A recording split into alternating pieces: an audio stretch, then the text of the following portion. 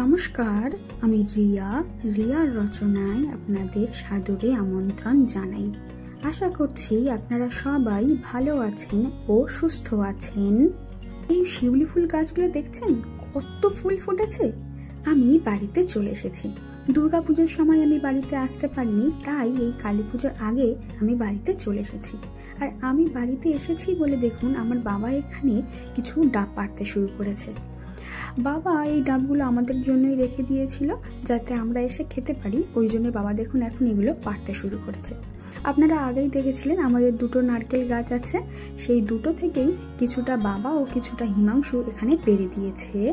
সবগুলো পুরোপুরি ডাব হয়তো নেই, কিছুটা দোমালাও হয়ে গিয়েছে, তাও যেটুকু হয় সেটুকুই পাড়া হয়েছে। আর এখানে আমরা কিছুটা খেয়েও নিয়েছি, আর কয়েকটা এখানে রয়েছে।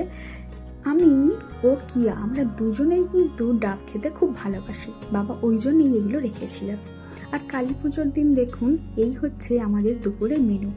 আমরা আসার জন্যে মাকে আমি বলেছিলাম যে অল্প হালকা কিছু রান্না করো, আর সেইভাবেই মা রান্নাটা করেছে। আমাদের পাড়াতে যে কালী পুজো হয় তার দেখুন এই হচ্ছে প্যান্ডেল। নর্মালি প্যান্ডেল হয়, খুব বেশি ভালো যে হয় সেটা নয়, এইরকম সিম্পলি প্রতি বছরই একই ধরনেরই প্যান্ডেলটা হয়। এবছরের ঠাকুরটা কিন্তু পুঁতি দিয়ে তৈরি, তাই বেশ সুন্দর লাগছিল। কালী পুজো উপলক্ষে আমি কিন্তু বাড়িতে আগে প্রতি বছরই আলপনা করতাম, তারপর থেকে আমার বোন করতো, আর এই বছর দেখুন আলপনাটা আমি করেছি। অনেকদিন আলপনা করিনি বলে আলপনাগুলোর ভালো আর হাত অত নেই, ওই জন্য যেমন করেছি তেমনই করার চেষ্টা করেছি। আমি বাড়ির ছাদে মোমবাতিগুলো লাগানো হয়ে গিয়েছে, এগুলো সন্ধ্যাবেলাতে জ্বালানো হবে। উপরটা আমি লাগিয়ে দিয়েছি মোমবাতিগুলো, আর এই নিচের যে ছাদটা রয়েছে এখানে আমার বোন মোমবাতিগুলো লাগাচ্ছে, এগুলো সন্ধ্যাবেলা জ্বালিয়ে দেওয়া হবে। তাছাড়াও দেখুন এখানে লাইটিংগুলোও কিন্তু জ্বালিয়ে দিয়েছি আমরা। আর এখানে দেখুন কতটা সুন্দর লাগছে। এই কালী পুজোর এই অনুষ্ঠানটাই না প্রতিটাই হচ্ছে আলোর উৎসব। আর আমাদের ছাদটা দেখুন কতটা সুন্দর দেখতে লাগছে। আর তার সাথে সাথে দেখুন আমাদের এখানে লাইটিংগুলোও জ্বালিয়ে দেওয়া হয়েছে।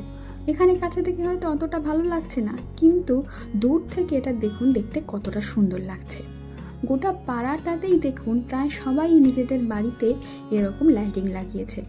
পুরো পাড়াটাই কত সুন্দর দেখতে লাগছে। যেহেতু পাড়াতে কালী পুজো হয় সেই জন্য সবাই চায় নিজেদের বাড়িটা খুব সুন্দর করে সাজাতে। আমরাও তাই যতটা পেরেছি নিজেদের মতো করে খুব সুন্দর করে এগুলো সাজানোর চেষ্টা করেছি। আপনারা কি আপনাদের বাড়িতে এরকমভাবে আলো দিয়ে সাজান? পুজোর দিন রাতের কিন্তু মেনু হচ্ছে নিরামিষ। এখানে রয়েছে ঘুগনি, আর রয়েছে লুচি, আর তার সাথে রয়েছে চাউমিনের পায়েস। এই পায়েসটা খেতে আমার খুবই ভালো লাগে। আর এখানে যে আলপনাটা আমি দিয়েছিলাম সেটা চারিদিকে এই মাটির প্রদীপগুলো জ্বলছে, দেখুন কতটা সুন্দর লাগছে। প্রতি বছরই এরকমভাবেই কিন্তু আমরা এখানে প্রদীপগুলো দিয়ে থাকি, আমাদের এইভাবে সাজাতে খুবই ভালো লাগে। আমি তৈরি হয়ে নিয়েছি। এই শাড়িটা আমি দুর্গাপূজার সময় কিনেছিলাম, কিন্তু এটাতে কালী পুজোতে পরবো বলে আমি রেখে দিয়েছিলাম। আমি তৈরি হয়ে যাচ্ছি আমাদের পুরনো বাড়িতে। দেখুন আমরা সবাই মিলে বেরিয়ে পড়েছি আমার পুরনো বাড়িতে যাব বলে। আমার পুরনো বাড়িতে আমার ভাই বা দাদারা সবাই মিলে কিন্তু কালী পুজো করে। আমাদের বাড়ির পুজোটা কিন্তু বেশ অনেক দিন আগের পুরনো, আর ওরা কিন্তু খুব সুন্দর করে প্রতি বছর বিভিন্ন থিম করে নিজেরা খুব সুন্দর করে এই প্যান্ডেলটা সাজায়। সবটাই কিন্তু দেখুন আমার ভাই দাদা বা এরাই করেছে। এদিকে এখানে পুজোর সমস্ত সামগ্রী এখানে সাজিয়ে রেখেছে। পুরোহিত মশাই আসেনি, সেই জন্য এখানে কিন্তু এখনো পুজো শুরু হয়নি। আর এই যে দেখুন এই ঠাকুরের মূর্তিটা দেখুন কতটা সুন্দর দেখতে লাগছে। প্রতি বছরই কিন্তু বিভিন্ন রকমের পুজো হয়, ঠাকুর সেরকমভাবেই আনা হয়। আর এই হচ্ছে আমার দিদির বাড়ির ঠাকুর। আমার দিদিও এবছর কালী পুজো করেছিল নিজের বাড়িতে, তো যেতে বলেছিল বলে আমরা গিয়েছিলাম, নিমন্ত্রণ ছিল। আর এখানে দেখুন পুজো দেখার পরে আমরা এখানে বসে গিয়েছি প্রসাদ খেতে। আমার দিদি বা পিসি বলছিল যে আরও একটু বেশি কিছু করে খেতে, কিন্তু আমার বাড়ি থেকে খেয়ে বেরিয়েছিলাম বলে আরও বেশি খেতে পারিনি। আর আমার দিদির বাড়ির ওখানেই কিয়া ঘুমিয়ে পড়েছিল বলে আমরা তাড়াতাড়ি ফিরে এসেছি।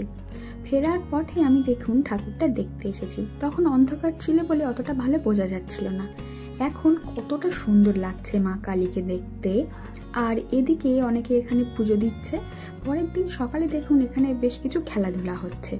এই পুজো উপলক্ষে এখানে বেশ কিছু খেলাধুলাও করা হয় বা অনুষ্ঠানও হয়। আজকের ভিডিওটা আমি এখানেই শেষ করছি। নমস্কার।